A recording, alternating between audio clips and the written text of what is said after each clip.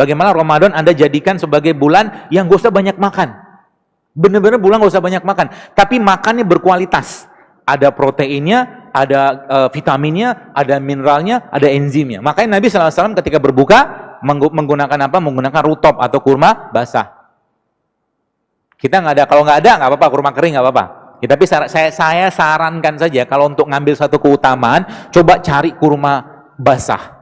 Jadi berbukanya nanti pakai kurma basah, karena itu masih full banget enzimnya. Kalau nggak ada apa? Ya kurma kering juga apa-apa. Kalau nggak ada kurma kering, nah ini dia yang saya mau ajarkan kepada Anda. Jadi pola makan yang Anda atau kita sekarang mau perbaiki itu jangan berpikir kalau makan harus ada nasinya, harus ada tempenya, harus ada ikannya, harus ada telurnya.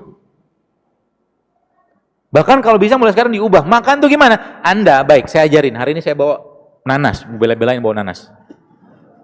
Biasa blender pun saya bawa. biar kelihatan gitu kan. Nah, ini kan nanas nih. Nanasnya masukin ke sini.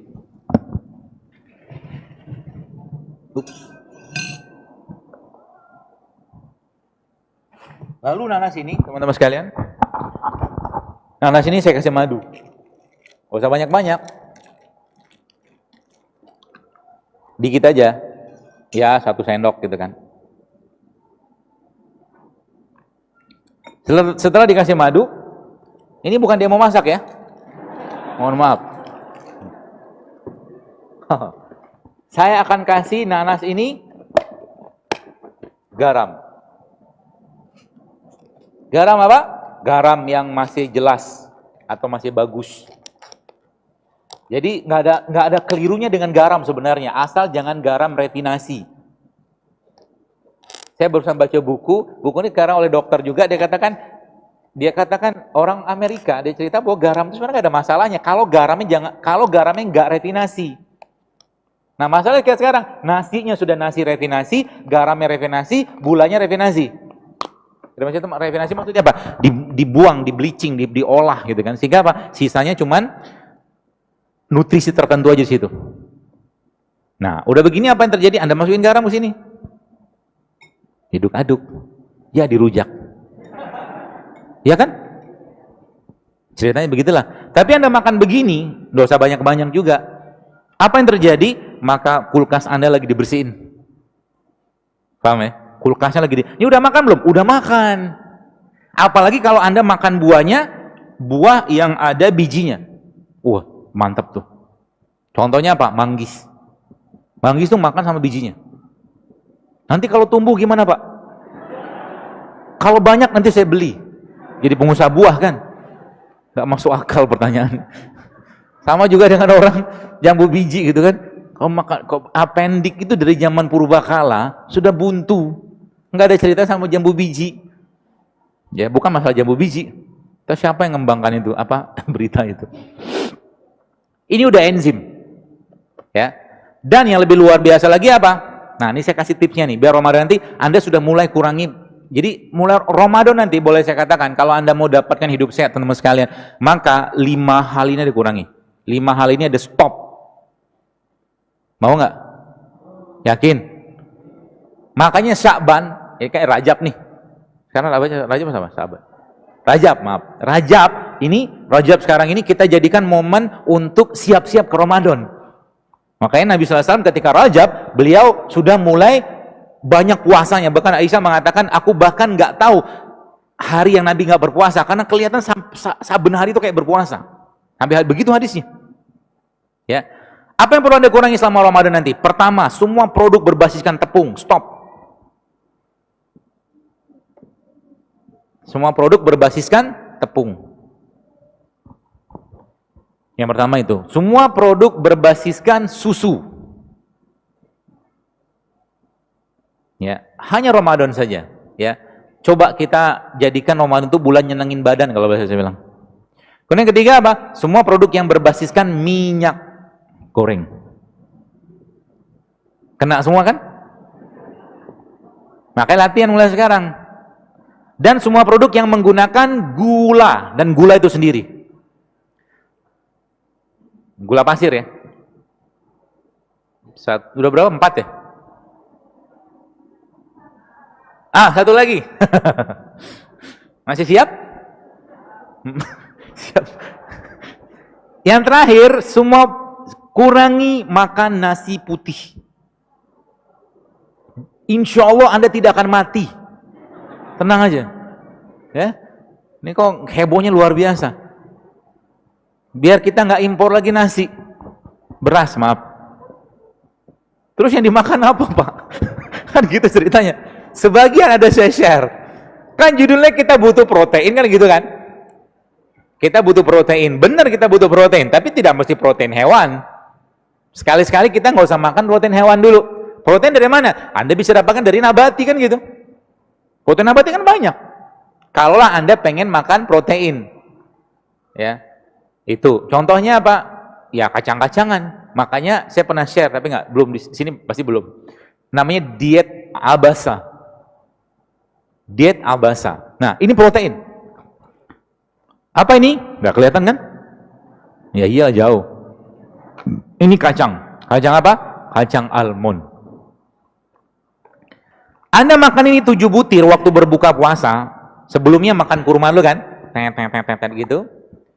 Habis makan kurma, makan ini. Buah. Udah gitu, udah kenyang sebenarnya. Apalagi tambah dengan air. Udah kenyang. Kalau masih mau lagi, bolehlah makan kacang. Berapa banyak? 7 butir saja. Jangan happy duluan. Kan judulnya mau bongkar-bongkar badan ceritanya. 7 butirnya nggak usah banyak-banyak. Banyak pilihannya. Ya, kacang ini, atau kacang walnut, atau pistachio. Kacang kedelai boleh nggak? Jangan kedelai. Karena nanti Anda akan lebay. Yang perempuan kebanyakan estrogen, yang laki-laki kebanyakan estrogen. Jadi, seperti itulah. Ya. Cukup? Oh, belum. Kurang. Kalau kurang, apa yang harus Anda kerjakan? Nah, ini minumannya. Nah, ini yang tadi saya bilang itu. Kalau seandainya Ramadan tuh kurma berlimpah ruah gitu kan. Apa susahnya masjid bikin dispenser banyak, cemplungin kurma ke situ untuk orang berbuka pakai air rendaman kurma yang Nabi ajarin. Ya ini subhanallah efeknya luar biasa loh. Kan sudah pernah saya bilang, kalau makan buah, makanlah buah sama kulitnya sama bijinya. Kan nggak bisa. Caranya gimana? Misalkan ini kurma, maka kalau ini air rendaman kurma, maka Anda sedang makan kurma tanda kutip dengan buah dan bijinya, kan gitu. Dan apa yang terjadi? Inilah proses difusi yang luar biasa. Anda akan terhidrasi luar biasa, dan terhidrasi. Artinya apa? Airnya dapat, nutrisinya dapat. Dahsyat kan?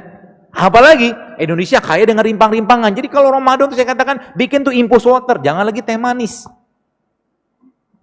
Setuju nggak?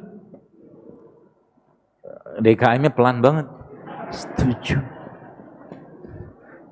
Biar bisa berbuka sehat di Masjid Al-Azhar. Nanti kita promoin gitu. Ya, bikin kurma banyak. Terus apa lagi? Ini air dahsyat loh ini. Jadi kita tuh kalau makan produknya Allah, kalau bahasa saya, itu kita menang banyak loh. Menang banyaknya apa? Satu produk kayak begini isinya tuh luar biasa banyak. Ya. Jadi kalau contoh misalkan di sini ada, sekarang hari ini saya bawa ketumbar. Ketumbar ini bukan hanya bermanfaat, katakanlah dia punya mineral, iya. Dia punya vitamin, iya. Tapi beyond that, di luar pada itu banyak lagi manfaatnya. Kemarin lihat kan, di postingan saya di IG, ada mbak-mbak, ibu-ibu cerita, habis minum ini bapaknya yang ubannya jadi hitam kembali. Loh serius? Kalau Anda belum waktunya tua, dia akan reverse balik, Bu, Pak. Syaratnya apa? Jangan nyampah. Tubuh kita jadi berkata cleaning service lah, atau mungkin restoran malam-malam lagi mau tutup, ada kan pekerjanya tuh. Nah, pekerjanya ini harus Anda supply makanan yang benar. Siapa dia? Vitamin kita, hormon kita, enzim kita gitu. Letaknya di mana? Jadi begini-begini nih. Nih. Ada biji-bijian, begini. Ini Anda minum. Jadi nanti dikasih dispenser banyak gitu kan. Ada air rendaman kurma, ada air rendaman kunyit, ada air rendaman cengkeh gitu kan. Oh, subur banget tuh rahimnya nanti. Habis Ramadan, nikahlah. Kalian belum nikah. Woi, tidak lama kemudian hamil ya. Gampang kan? Gitulah kurang lebih ya. Subhanallah. Dan itulah kasih sayangnya Allah kalau saya kan.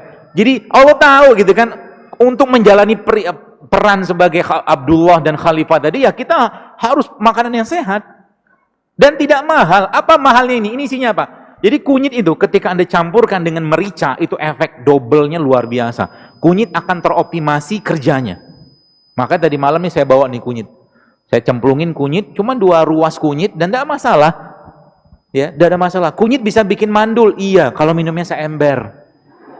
Ya kalau kunyit cuma 2 ruas kayak beginian gitu kan, ada mbak-mbak, ibu-ibu lah, saya nggak tahu tuh. Dok, ini saya bawa jurnal nih, dia bilang. Jurnal ini mengatakan minum kunyit katanya bikin mandul. Iya kalau banyak. Kan tadi ayat dibacakan di depan tadi kan, wakulu wasrobu walatusrifu, jangan berlebihan. Ya, jangan berlebihan. Semua kalau berlebihan jadi masalah. Ya. Semua yang Allah ciptakan tidak ada masalah sebenarnya. Contoh apa? Pete itu bagus nggak? Bagus, makan aja. Jangan banyak-banyak. 3 butir, 2 butir, kalau suka. Ya. Semangka misalkan. Semangka tuh saya pernah sharekan. Jadi semangka itu sebenarnya kalau boleh saya saran Anda makan semangka tuh sama kulit-kulit ijonya. Oh iya, ada penelitiannya, ada. Saya ada ngobrol sama seorang teman, dia peneliti, ada penelitian. Dalam semangka, kulit semangka hijau itu ada gelatinnya, ada kolagennya, banyak banget. Kalau nggak bisa makan begituan gimana? Udah potong aja semangka, cemplungin ke sini kan jadi. Itu sudah Nabi ajarkan. Nabi pakai kurma zaman dulu. Kalau kita di Indonesia nggak ada kurma, nggak banyak kurma, maka Anda bisa nyemplungin ketumbar, nyemplungin kayu manis, nyemplungin jahe, nyemplungin kunyit, segala macam bisa nyemplung. Dan rasanya akan very very light. Very light itu maksudnya ringan banget. Jadi kalau Anda makan misalkan rimpang, ya rimpang tuh kayak kunyit atau jahe Anda rebus sama Anda rendam, lebih enakan ini kalau saya. Ya. Dan ini teman-teman sekalian, kalau boleh saya katakan, kalau kita, jadi apapun yang Anda makan, itu akan mempengaruhi gen. Jadi kalau boleh saya katakan, sekarang kalau belum nikah, kalau masih nyampah, artinya Anda sedang mempersiapkan mewariskan gen-gen kerupuk, saya bilang. Mereka nyebutnya damage protein on DNA. Ngerti apa Rakson? Kerusakan, itulah pokoknya. Kerusakan protein, ya akhirnya DNA-nya bermasalah. Karena bahan baku DNA itu asam amino. Jelas ya? Asam amino letaknya di mana? Ya di begini-beginian ini asam amino semua. Dan tidak ada asam amino itu di gorengan, cilok, cireng gitu, nasi, nggak ada asam amino itu. Ada di mana? Nih asam amino nih, enzim. Di sini ada. Jelas ya? Jadi nanti bulan Ramadan itu kendalikan hawa nafsu Anda. Sebab apa? Sebab begini katanya, kata orang-orang ilmuwan itu. Hunger is the first element of self-discipline. Jadi lapar itu adalah disiplin pertama kita. Kalau you can control hunger, you can control everything else. Ya, nanti ketika ada makan depan Anda berjalan, Anda tidak tergoda, wah keren tuh. Kan biasanya begitu tuh. Apalagi Ramadan tuh kalau lagi siang-siang panas gitu kan, lihat orang yang nggak puasa minum ini, minum itu gitu kan, luar biasa godaannya. Lalu bacalah apa? A'udzubillahi minasyaitonirrajim. Termasuk juga nanti waktu iftar. Ketika cendol lewat, a'udzubillahi minasyaitonirrajim. Ketika sirup, kolang-kaling tuh sehat, rumput laut tuh sehat, tapi jangan kasih sirup. Sirupnya nggak sehat. Kasih apa? Kasih madu. Kalau nggak ada madu, ya gula aren lebih bagus. Kalau nggak apa, udah makan gitu aja. Kolang-kaling sama rumput lautnya Anda campur sama gula aren, gula aren, bukan gula merah ya. Gula aren atau gula kelapa itu jauh lebih sehat daripada makan kolang-kaling sama rumput laut pakai sirup. Simpel kan? Simpel. Murah nggak? Murah. Subhanallah kan?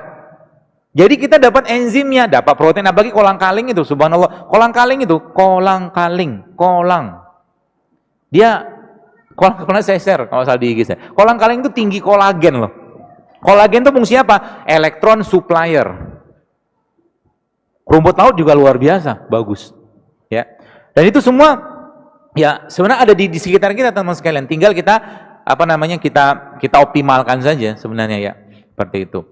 Nah, jadi itulah yang saya katakan obat. Bukan kita bicara tentang tubuh kita ini sebenarnya ketika Ramadan Anda ngerjakan ini, sebenarnya efeknya apa? Sehat itu cuma efek samping dari sebuah ketaatan.